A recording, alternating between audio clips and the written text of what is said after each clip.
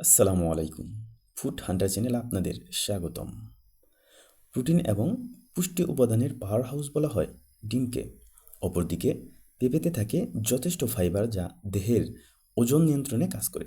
আর তাই পেঁপে দিয়ে কিভাবে সহজে ডিম রান্না করা যায় সেটাই থাকছে আমাদের আজকের ভিডিওতে।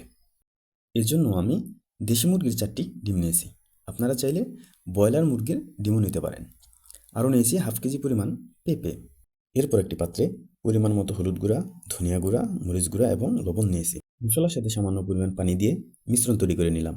আরও নিয়েছি সামান্য পরিমাণে পেঁয়াজ কুচি, একটি তেজপাতা এবং 1 খণ্ড দারুচিনি। এরপর সামান্য পরিমাণ তেলে 1 টেবিল চামচ হলুদ দিয়ে ডিমগুলো ভালোভাবে নেড়ে হালকা ভেজে একটি পাত্রে রেখে দিলাম। এরপর অবশিষ্ট তেলে পেঁয়াজ কুচি, তেজপাতা ও দারুচিনি বাদামি রং না আসা পর্যন্ত ভেজে তাতে প্রস্তুতকৃত মশলা ঢেলে নিলাম এবং মশলাগুলো ভালোভাবে নেড়ে কষিয়ে নিলাম। এরপর পেঁপে ঢেলে মশলার সাথে ভালোভাবে মিশিয়ে নিতে হবে।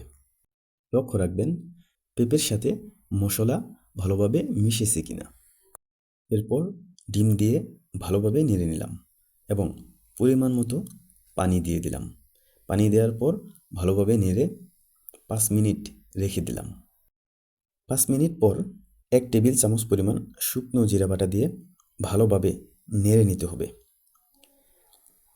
এক্ষেত্রে লক্ষ্য রাখবেন যাতে মশলা পাত্রের সাথে লেগে পুড়ে না যায়। মশলা পুড়ে গেলে এক্ষেত্রে রান্নার স্বাদ ঠিক থাকে না, তাই সাবধানতা অবলম্বন করবেন। আপনারা চাইলে নিজেদের মতো করে মরিচ গুঁড়া এবং পেঁপের পরিমাণ কম বেশি করতে পারেন। পেঁপে ভালোভাবে সিদ্ধ হওয়ার জন্য আমরা 10 মিনিট ভালোভাবে রান্না করে নেব। আর এভাবেই প্রস্তুত হয়ে গেল পেঁপে দিয়ে ডিম রান্না করার সহজ রেসিপি।